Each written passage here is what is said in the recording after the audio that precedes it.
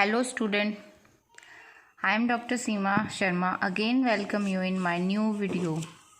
In our previous videos or previous lecture we studied that what is the principle of bomb calorimeter. Now we will come to our next point, which is the working of bomb calorimeter.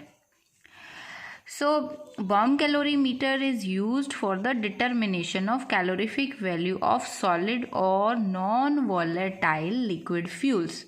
ठीक है, अब उसके लिए bomb calorimeter की requirement है. अब bomb calorimeter की requirement में फर्स्ट पॉइंट था हमारा principle of bomb calorimeter. Second was construction of the apparatus. मैंने आपको बताया था कि एपरेटस में क्या क्या रिक्वायरमेंट है. और उसके बाद में आता है वर्किंग ऑफ द एपरेटस. अब वर्किंग ऑफ द एपरेटस क्या होगा? वर्किंग इज दिस कि ये आपका बॉम्ब कैलोरीमीटर है और बॉम्ब कैलोरीमीटर में ये है स्टेनलेस स्टील बॉम्ब. तो सबसे पहले हम इसके अंदर ये स्टेनलेस स्टील का बॉम्ब है, इसमें ये 2 इलेक्ट्रोड हैं. ठीक है, ये फर्दर 6 वोल्ट बैटरी से अटैच्ड है. तो इसको हम क्या करेंगे, बैटरी से अटैच करेंगे और ऑक्सीजन इनलेट वाल्व जो फर्दर किससे अटैच होता है, ऑक्सीजन सिलेंडर से. तो ऑक्सीजन सिलेंडर से हम इसके अंदर ऑक्सीजन फिल करेंगे. जब इसके अंदर 15 to 20 एटमॉस्फेरिक प्रेशर मेंटेन हो जाता है तब हम इसको बंद कर देंगे. आफ्टर दैट इस स्टेनलेस स्टील बॉम्ब में ये जो दोनों इलेक्ट्रोड है ये स्ट्रेच होकर किसके साथ में, देखिए ये दोनों इलेक्ट्रोड हैं. ठीक है, ये दोनों इलेक्ट्रोड प्लैटिनम इलेक्ट्रोड फर्दर एक मैग्नीशियम वायर से अटैच है. और ये जो मैग्नीशियम वायर है, ये मैग्नीशियम वायर फर्दर किसके साथ में अटैच हो रहा है, ये है क्रूसिबल. उस क्रूसिबल पे फ्यूल सैंपल रखा हुआ है. This is the fuel sample.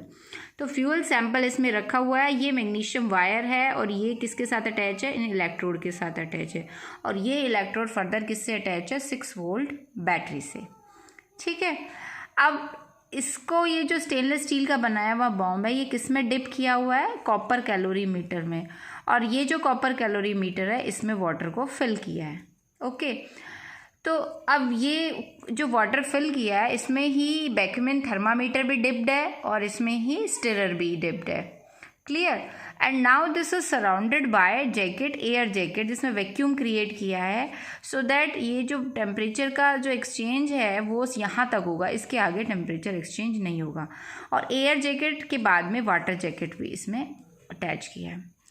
तो जब वर्किंग की बात आती है तो सबसे पहले इसके अंदर हम ऑक्सीजन फिल करते हैं, प्रेशर मेंटेन किया और ऑक्सीजन की रिक्वायरमेंट है because the combustion is required here. Okay, now oxygen इसमें चला गया.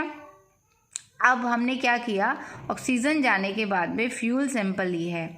हम क्या करेंगे, ये जो बैटरी है इसको अटैच करके स्टार्ट कर देंगे. ठीक है, अब जैसे ही स्टार्ट होगा यहाँ से करंट पास होगा. करंट पास होता हुआ किसके पास जाएगा, मैग्नीशियम वायर के पास. Then magnesium wire starts to burn. Magnesium wire burn होगी और उसकी बर्निंग का जो टेम्परेचर है वो किसके पास जाएगा, फ्यूल सैंपल के पास में, जिसकी कैलोरीफिक वैल्यू आपको चेक करनी है. Okay, now when it attains it's ignition temperature, जब इसका इग्निशन टेम्परेचर आ जाएगा फ्यूल सैंपल का तब ये फ्यूल सैंपल बर्न होना स्टार्ट होता है.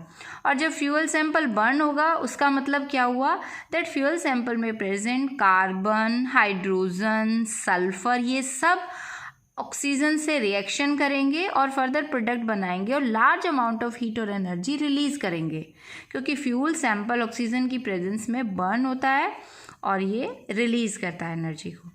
ठीक है, अब ये जो मैक्सिमम जो एनर्जी आती है जो इसमें आएगी वो एकदम से होगी क्योंकि इग्निशन टेम्परेचर अटेन करेगा sudden and there will be explosion. That's why it is called a bomb, क्योंकि सडन एक्सप्लोजन होता है. तो इस एक्सप्लोजन से जो एकदम से जो एनर्जी आती है वो एज अ बॉम्ब हम कंसीडर कर रहे हैं. बॉम्ब में भी जैसे एक्सप्लोजन होता है एनर्जी रिलीज होती है. तो ये सब प्रोसेस होगा इस स्टेनलेस स्टील कंटेनर के अंदर, इसीलिए हम इसको क्या बोलते हैं, स्टेनलेस स्टील बॉम्ब.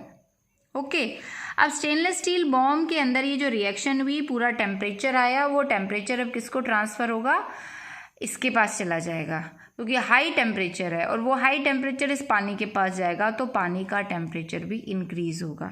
ओके। अब स्टिरर है, स्टिरर इलेक्ट्रिकली ऑपरेटेड है। इस स्टिरर को फर्दर हम ऑन करेंगे जिससे कि ये जो पूरा टेम्परेचर है पानी का इक्वल हो जाए। और इक्वल होने से हमें क्या बेनिफिट होगा, ये जो थर्मामीटर हमने डिप किया है, इस थर्मामीटर के अंदर टेम्परेचर रीड करना है हमको, तो वो टेम्परेचर हमें इक्वल टेम्परेचर आएगा, क्योंकि किसी एक पोर्शन पे ज़्यादा हो सकता है, किसी एक पोर्शन पे टेम्परेचर कम हो सकता है। इसलिए स्टिरर क्या करता है, इस पूरे टेम्परेचर को इक्वल करता है।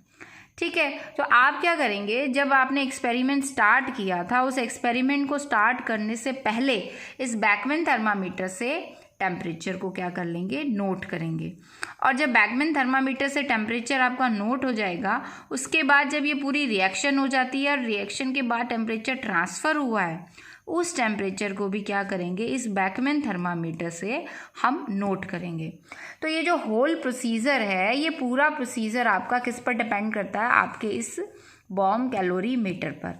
अब यहाँ तक ये जो कैलोरी मीटर की वॉल है ना, यहाँ तक टेम्परेचर का ट्रांसफ़र होता है। उसके बाद ये जो एयर वैक्यूम जैकेट है और बाहर वाटर जैकेट है, इसमें ट्रांसफ़र नहीं होगा टेम्परेचर का।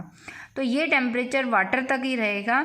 सिर्फ स्टिरर हीटअप हो सकता है, थर्मामीटर हीटअप हो सकता है, इसकी वॉल हीटअप हो सकती है, लेकिन उसके बाद का हीटिंग नहीं होगी।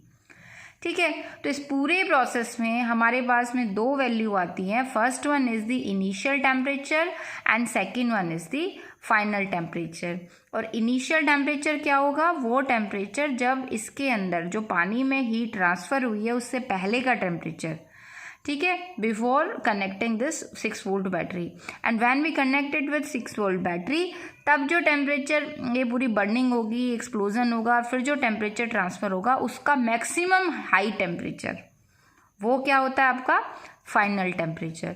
तो इनिशियल टेम्परेचर और फाइनल टेम्परेचर दोनों ही किससे आएंगे आपके पास में, इस बैकमैन थर्मामीटर से। उसको आप नोट करेंगे और उसको नोट करने की बाद जो ऑब्जर्वेशंस आपके पास में आती हैं, उससे आप कैलकुलेशन को कंप्लीट करेंगे। ठीक है, तो ये है वर्किंग बॉम कैलोरीमीटर की। And I think it is clear to you. If you are having any problems and you can comment me.